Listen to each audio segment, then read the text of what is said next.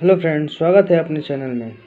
दोस्तों, आज हम जानेंगे बीटल एसपीडी के बारे में। बीटल एसपीडी एक ऐसा सिरप है जो बच्चों में सूखी खांसी के लिए बहुत ही जोरदार कार्य करता है। जैसे इसका कंपोजिशन देखा जाए बीटल एसपीडी का, तो इसमें डेक्स्ट्रोमेथार्फेन हाइड्रोब्रोमाइड क्लोरोफोनामाइन मेल्टेड, एक इसमें डेक्स्ट्रोमेथार्फेन कंपोजिशन 5 mg, डेक्स्ट्रोमेथार्फेन क्लोरोफेनामाइन 2 mg।